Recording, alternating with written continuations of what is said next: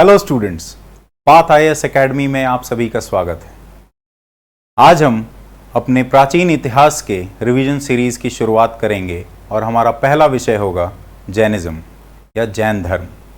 यहाँ हम जैन धर्म से जुड़े महत्वपूर्ण तथ्य जो हैं उनके बारे में जानकारी हासिल करेंगे जो आपके एग्जाम के लिए बहुत ही महत्वपूर्ण है। तो आइए शुरू करते हैं जैन धर्म से। जैन धर्म is one of the oldest religions of the world. ये सबसे पुराने धर्मों में से एक है और जैन धर्म में कुल मिलाकर 24 तीर्थंकर या 24 धर्म प्रचारक हुए।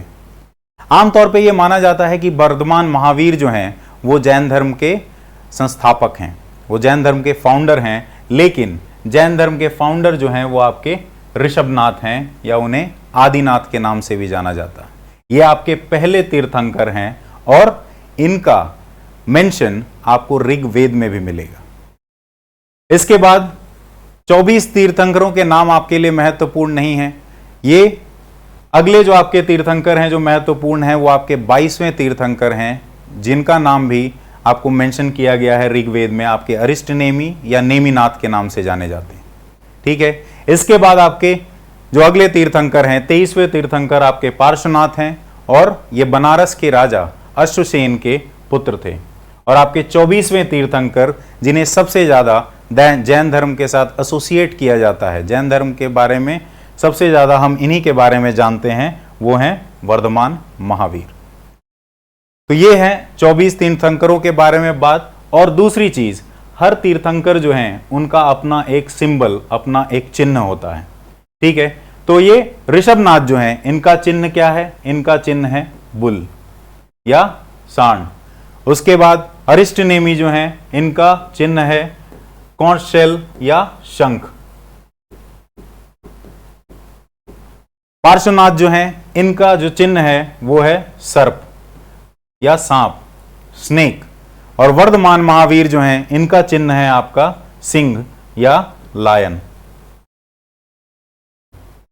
आइए आगे बढ़ते हैं और समझते हैं जैन धर्म के सिद्धांतों के बारे में।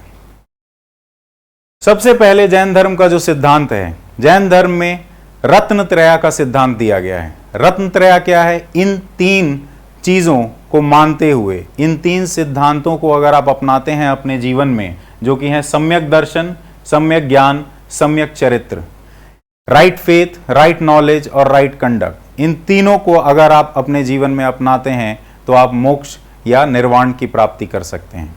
ठीक है, इसके आगे बढ़ते हैं और जैनिज्म में दिए गए हैं हमें 5 महान व्रत या 5 प्रतिज्ञाएं, 5 वाउज ऑफ जैनिज्म जो है, पंच महाव्रत के नाम से भी इन्हें जाना जाता है।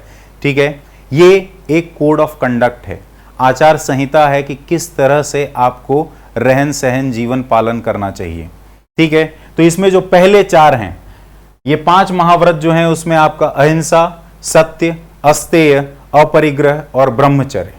अहिंसा, सच, चोरी नहीं करना, ठीक है, त्यजन और शुद्धता, ये 5 आपके महान व्रत हैं जिसमें से पहले 4 जो हैं वो किसने दिए हैं? वो पहले 4 व्रत जो हैं वो आपके पार्श्वनाथ ने दिए हैं और जो अंतिम व्रत है वो आपके वर्धमान महावीर ने दिया है। आगे बढ़ते हैं हम जैन फिलॉसफी में। जैन सिद्धांतों में आपका अनेकांतवाद और श्यादवाद का भी सिद्धांत है। अनेकांतवाद का सिद्धांत ये कहता है कि आप किसी भी सत्य तक जाने के कई सारे मार्ग हो सकते हैं। और श्यादवाद का सिद्धांत यह कहता है कि इन सभी मार्गों में कोई भी मार्ग जो है वो पूर्णतया सत्य नहीं है। It is not the ultimate truth, there are a number of ways to achieve the truth and none of them is the ultimate truth. आगे बढ़ते हैं और प्रिंसिपल्स ऑफ जैनिज्म जैसा महावीर ने बताया उसके बारे में बात करते हैं कि महावीर ने किस तरह के सिद्धांत जो हैं वो दिए हैं। ठीक है, तो इसमें सबसे पहले जो है हमारा महावीर ने जो है वेदों को जो है पूरी तरह से रिजेक्ट किया है, उन्हें नकार दिया है। इसके साथ साथ जो धार्मिक अनुष्ठान है, इससे पहले जहां तक कि आपको याद होगा कि इससे पहले यानी कि महाजनपद काल से पहले जो है आपका समय है किसका? उत्तर वैदिक काल का। और उत्तर वैदिक काल में धर्म अनुष्ठान जो है वो बहुत ज़्यादा बढ़ चुके थे, कर्मकांड जो है वो बहुत ज़्यादा बढ़ चुके थे, बलिदान जो है वो बहुत ज़्यादा बढ़ चुके थे। तो इन सभी चीज़ों का नकारा गया है, रिजेक्ट किया गया है वर्धमान महावीर के द्वारा। इसके अलावा उत्तर वैदिक काल में आपका सर्वोच्च अधिकार या एकाधिकार हुआ करता था किसी भी चीज के बारे में बताने का, वैदिक धर्म से संबंधित ब्राह्मणों का। इस एकाधिकार पर भी सवालिया निशान खड़ा किया है वर्धमान महावीर ने। ठीक है, इसके अलावा वर्ण व्यवस्था जो है, वर्ण व्यवस्था की निंदा महावीर ने नहीं की है। आमतौर पे यह माना जाता है कि वर्ण व्यवस्था की भी निंदा इन्होंने की होगी, क्योंकि उत्तर वैदिक धर्म, कर्मकांड, अनुष्ठान इनकी निंदा की है, लेकिन वर्ण व्यवस्था को इन्होंने नहीं नकारा है, उसकी निंदा नहीं की है। आगे बढ़ते हैं, कर्म के सिद्धांत में भी इन्होंने मान्यता दी है, कर्म के सिद्धांत को और आत्मा के स्थानांतरण को, कि कर्म आपके जैसे होंगे इस जन्म में, उसी हिसाब से आपका अगले जन्म जो है, आप अगले जन्म में आपकी आत्मा जो है उच्च वर्ण में भी पैदा हो सकती है। ठीक है, उदाहरण के तौर पे अगर मैं इस समय इस जन्म में शूद्र हूं या चौथे वर्ण को बिलोंग करता हूं, तो मैं अगले जन्म में जो है वो, मेरे कर्म अगर इस जन्म में अच्छे हैं तो मेरी आत्मा जो है अगले जन्म में वर्ण में, बेहतर वर्ण में जो है स्थानांतरित होगी, उच्च वर्ण में स्थानांतरित होगी। ठीक है, तो अगले जन्म में मैं एक क्षत्रिय या ब्राह्मण भी पैदा हो सकता हूं। इसके साथ साथ महावीर ने जो है कठोर तप करने की भी सलाह दी है, और जैन धर्म की मान्यताओं में ये सबसे महत्वपूर्ण माना जाता है कि आपको कठोर तप करना है। अहिंसा पर भी बहुत महत्व दिया गया है, क्योंकि सारे बलिदानों को जो है यहाँ पे करने के लिए मना किया गया है, जिस तरह के वैदिक अनुष्ठान या कर्म कांडों में हुआ करता था। ठीक है, आइए अब बात करते हैं जैन धर्म के प्रसार की। अब जैन धर्म के प्रसार से संबंधित सबसे पहली महत्वपूर्ण बात यह है कि यहाँ जो है सामान्य भाषा का इस्तेमाल किया गया है, प्रकृत का इस्तेमाल किया गया है। जितने भी जैन धर्म में जितने भी ग्रंथ लिखे गए हैं, इनकी जितना भी लिटरेचर हमें मिलता है, इनका जितना भी साहित्य हमें मिलता है, ये सारा का सारा साहित्य जो है ये प्रकृत में लिखा गया है। और प्रकृत इस समय की यानी कि महाजनपद काल की जो है वो सामान्य भाषा थी, आम लोग इसी भाषा में बात करते थे। उत्तर वैदिक काल में लोगों को संस्कृत के इस्तेमाल से, वेदों का संस्कृत में लिखा जाना जो है एक उसकी जटिलता को बढ़ाता था, और इसी जटिलता के कारण लोगों ने जो है वो विषम धर्मों को या हेटेरोडॉक्स रिलीजन्स को जो है अपनाया था। तो जैनिज्म के प्रसार में सामान्य भाषा जो है, प्रकृत का इस्तेमाल जो है, ये बहुत महत्वपूर्ण भूमिका निभाता है इसके प्रचार प्रसार में। इसके अलावा जैनिज्म को रॉयल पैट्रोनेज भी प्राप्त था, शाही संरक्षण भी प्राप्त था। किन किन राजाओं से? आपके बिंबिसार, अजातशत्रु, चंद्रगुप्त मौर्य, पद्योता, ये अवंती के राजा हैं। बिंबिसार कहाँ का राजा है? हरियंक वंश का, मगध का राजा है। इसके अलावा अजातशत्रु, ये भी बिंबिसार का बेटा। चंद्रगुप्त मौर्य आपका मौर्य वंश का संस्थापक। गंग वंश, ठीक है, गंग वंश जो है आपके प्राचीन भारत के उत्तरार्ध में, प्राचीन इतिहास के उत्तरार्ध में आपको मिलने वाला वंश है। राष्ट्रकूट वंश जो है वो मध्यकालीन इतिहास के शुरुआत में मिलने वाला वंश है। इन सारे वंशों ने जो है आपको शाही संरक्षण, इन वंशों और राजाओं ने शाही संरक्षण दिया है। ठीक है, इसके अलावा दक्षिण भारत में अगर प्रसार की बात करें तो दक्षिण भारत में प्रसार होने का सबसे महत्वपूर्ण कारण है चंद्रगुप्त मौर्य, और उसके साथ भद्रबाहु की अगुवाई में जो चंद्रगुप्त मौर्य अपने कार्यकाल में अकाल पड़ने की वजह से जैन धर्म को अपनाता है, और उसके बाद भद्रबाहु की अगुवाई में ये दोनों अपनी प्रजा के कई सारे लोगों के साथ चले जाते हैं कर्नाटक में श्रवण बेलगोला नाम की जगह, जहां जिसके कारण विस्तार जो है वो दक्षिण भारत में भी होता है। आज कर्नाटक के इलाके में भी आपको कई जैन धर्म के अनुयायी मिलेंगे। ठीक है, इसके अलावा आगे बढ़ते हैं और जैन परिषदों की बात करते हैं, जैन काउंसिल की बात करते हैं। 2 जैन काउंसिल हुआ है। पहला जैन काउंसिल 297 ईसा पूर्व पाटलिपुत्र में स्थूल भाव की अध्यक्षता में बिंदुसार के संरक्षण में हुआ है। ठीक है, और इसका परिणाम क्या निकला है? यहां सबसे महत्वपूर्ण जो हमारे पास 2 साहित्य मिलते हैं वो हमें यहां मिलते हैं। 12 जो उप अंग, 12 जो अंग बने हैं, इन अंगों का संकलन जो है इस समय में किया गया।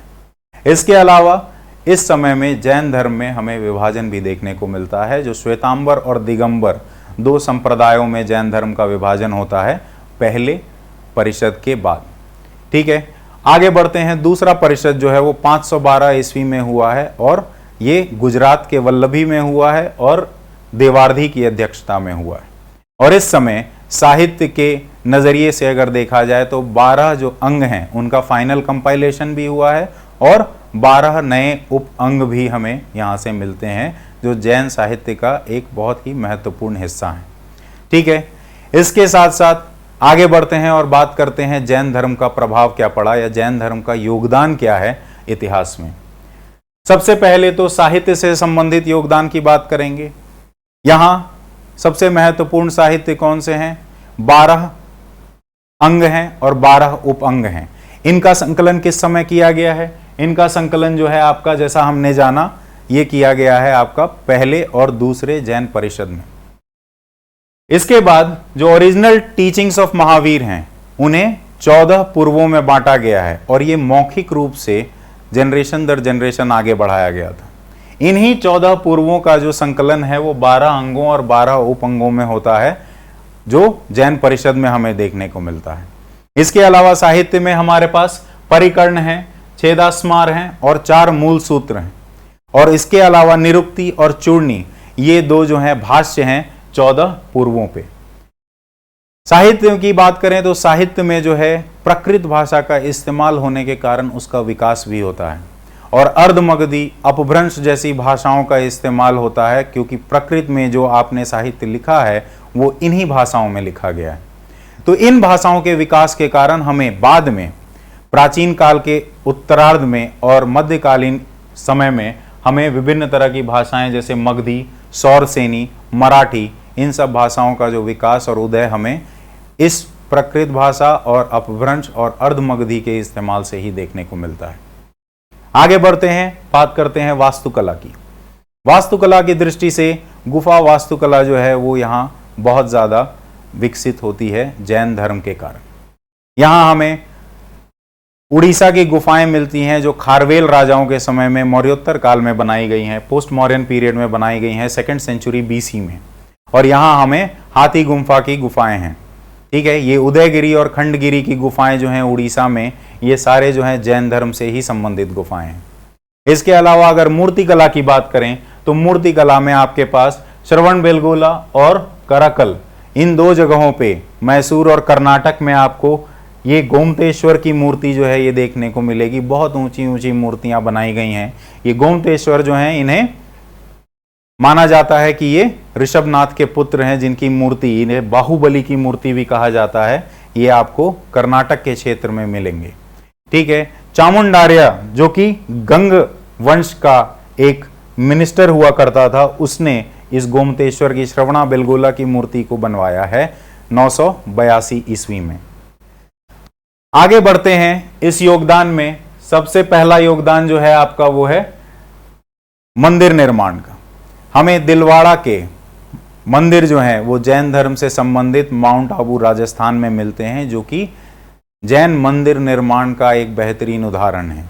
इसके अलावा चित्रकला की बात करें तो पाम लीफ पे, पेपर पे, कपड़े पे, लकड़ी पे, इन सब जगहों पे, दीवारों पे, गुफाओं की दीवारों पे यहाँ हमें पेंटिंग देखने को मिलती है, जिसे जैन स्टाइल ऑफ पेंटिंग भी कहा जाता है।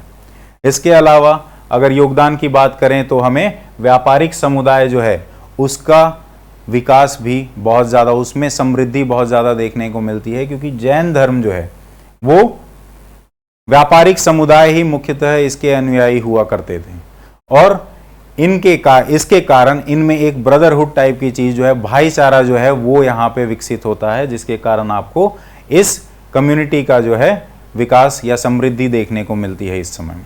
अंतिम में हम बात करेंगे जैन धर्म के पतन की। क्या कारण थे कि जैन धर्म का पतन हुआ?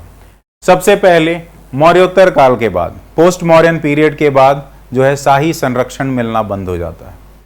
इन राजाओं ने, बिंबिसार, अजातशत्रु, उदयीन, खारवेल राजाओं के बाद हमें प्राचीन इतिहास में और मध्यकालीन इतिहास में हमें बहुत ज़्यादा राजाओं का संरक्षण जो है वो जैन धर्म को नहीं प्राप्त होता है। इसके अलावा कोशिशों में कमी आ जाती है। किसके कोशिशों में कमी आ जाती है? यहाँ जो आपके मिशनरी या मॉन्क हैं या धर्म प्रचारक हैं, इनके कोशिशों में कमी आ जाती है और साथ ही साथ जैन धर्म में जो कठोरता है वो भी इसके पतन का महत्वपूर्ण कारण है। यहाँ पूरी तरह से कठोर तप करने के लिए वर्तमान महावीर ने कहा है, कपड़ों का त्याग करने के लिए कहा है और किसी भी तरह की हिंसा नहीं करने को कहा है। इन सब तरह की चीज़ों के कारण बहुत सारे अनुयायी जो हैं वो इनके नियमों का पालन जो है पूर्णतया नहीं कर पाते और ये कठोरता ही इनके पतन का कारण बनती है।